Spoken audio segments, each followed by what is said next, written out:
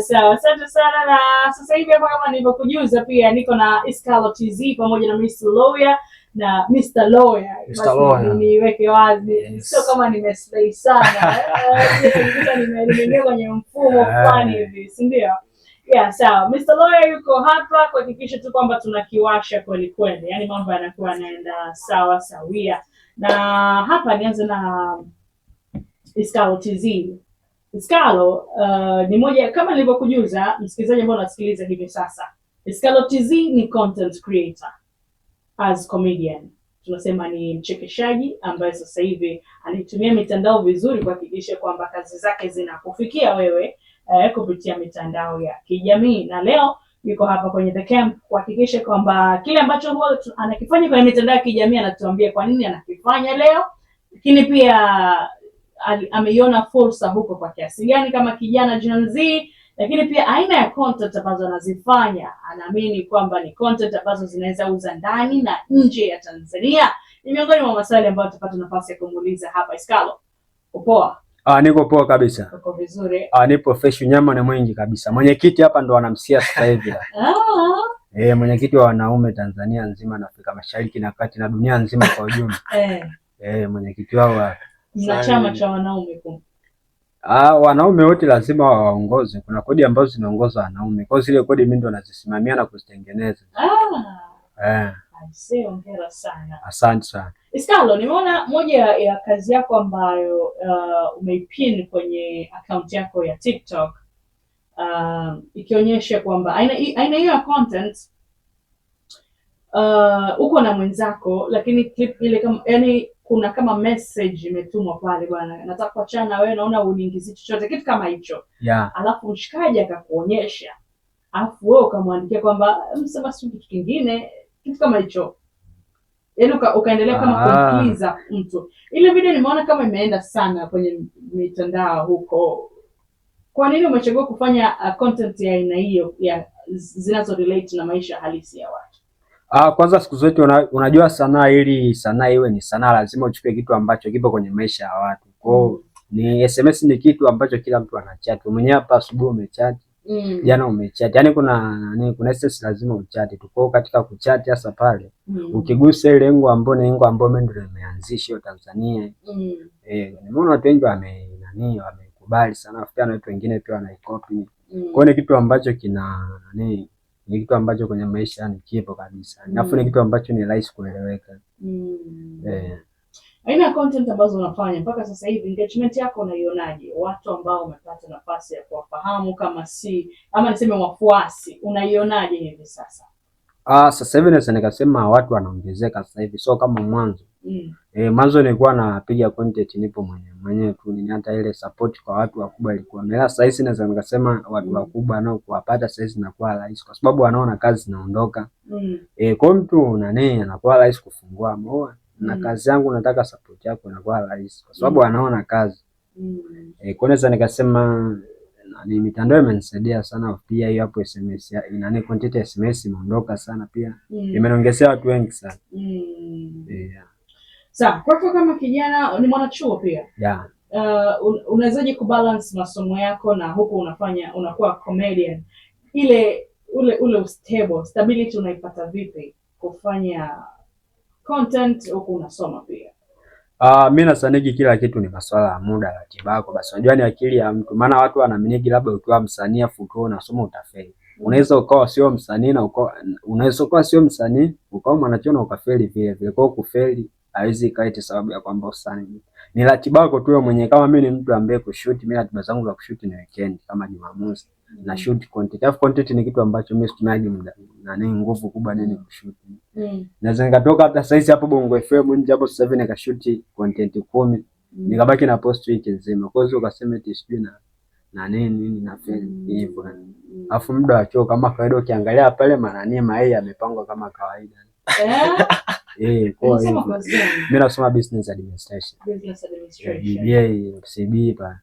Hongera sana. Kwa sababu yamelala hapo. Uhakika. Au hesabu hataki kufikiria sana. Inategemea na kuna hesabu za kawaida zinazotumiwa kwenye maisha. Hizo tunazizingatia, hizo nyingine ni mbwembwe. Sawa. Aina content ambazo unafanya natamani kufahamu Skylo mpaka sasa. Unadhani ni content ambazo zinaweza kuuza pia nje ya Tanzania, ama kwa sasa umebeza sana kufanya content ambazo zinaweza zikauza Tanzania peke yake, kwa maana ya maandishi kama vile ambavyo unafanya, ama content za kuzungumza kama vile ambavyo unakuwa ukizifanya?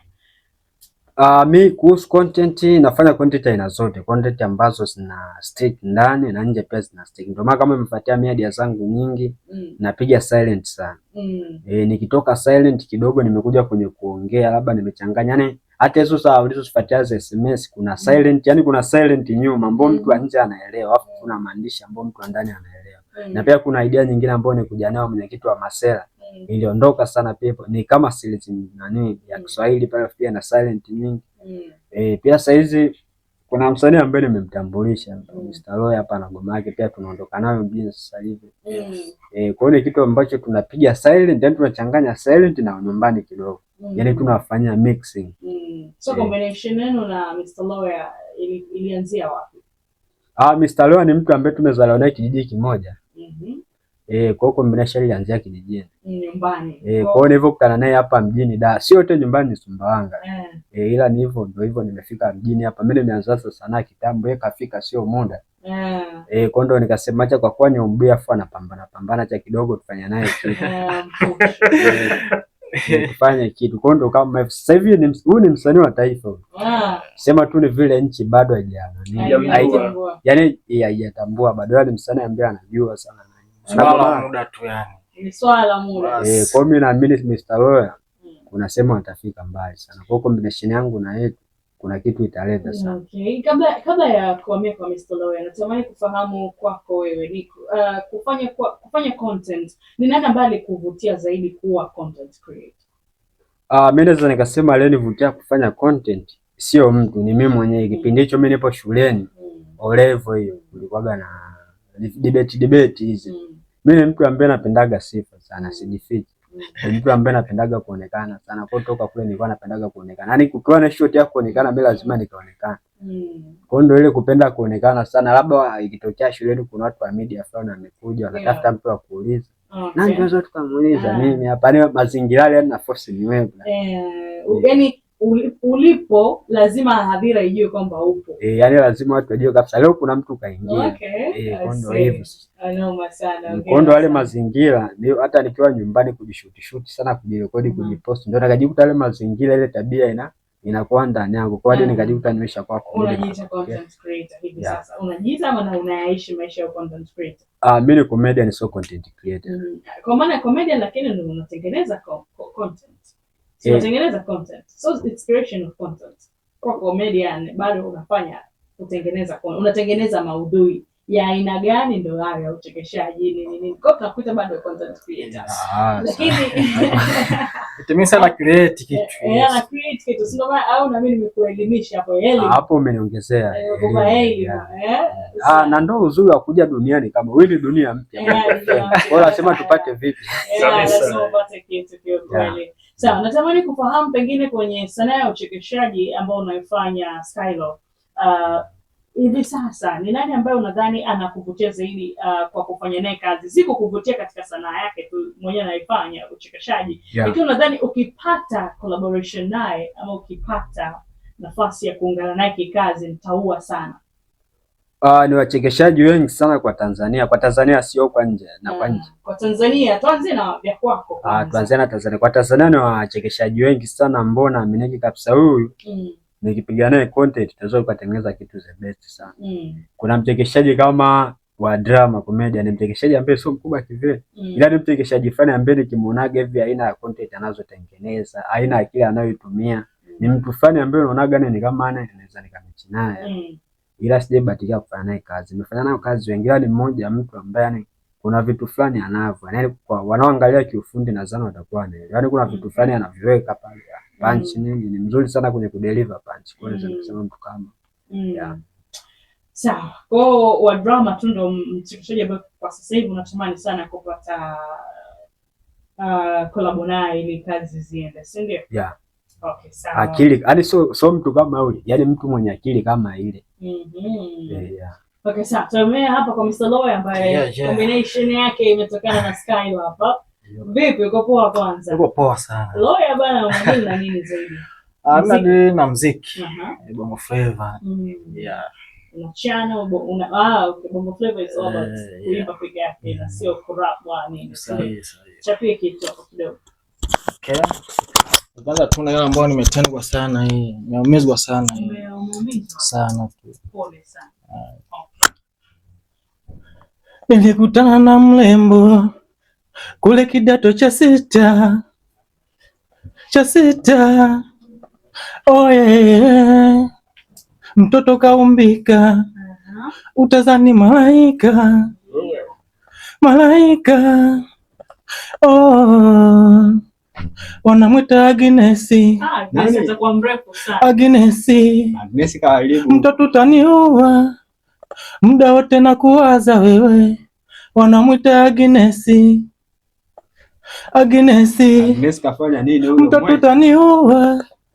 Muda wote na kuwaza wewe. Mimi kusoma nimeacha. Ninafeli mitihani. Dawa yangu ni moja. Ni wewe hapo. Mwenzako nakupenda. Sasa kwa nini unipendi? Kama nina kasoro tafadhali nieleze. Ila jua nakupenda. Tena toka moyoni. Kwako nilishazama. Asikwambie mtu. We mtoto wa Agnesi. No, Magnesi. Tafadhali nielewe. Mimi ninakupenda. Ninakupenda kweli. Bana, shukrani sana bana. Bana, umeua sana. Mr. Lawyer umetendwa.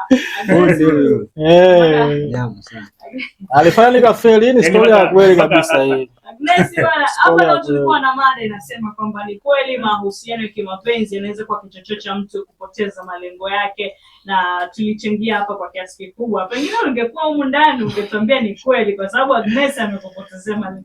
Mtoto wa Agnesi.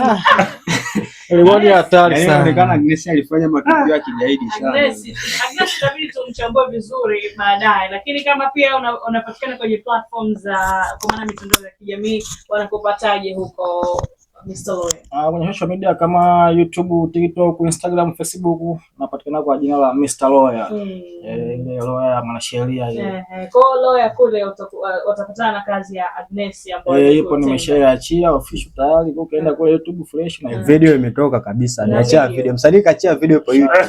Okay. Kwa akaiona jamani, ile video ni kali sana. Mimi nimeiona. Yaani nyimbo ukisikiliza kwa sauti, yaani ukisikiliza kikawaida unaweza kuona kama kawaida.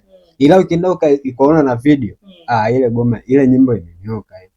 Ameimba sana kijana. Sawa, Mr. Lawyer hapo alitendwa, lakini akaona fursa kwenye kutendwa huko, akaona bana Agnesi simfanyie mchezo. Hii kazi inaweza kuuza pia hapa. Dunia ikajua bana seka kuna namna, kuna mtu yuko too low kwa sababu tu kuna Agnesi mwingine alimwacha au alimheartbreak. Basi mimi naweza nikasikiza hiki kibao cha Mr. Lawyer, at least kinipoze kama si kuniponya moja kwa moja, si ndio? Sawa, dakika ni 48 tangu ilipotimia majira saa 7 mchana.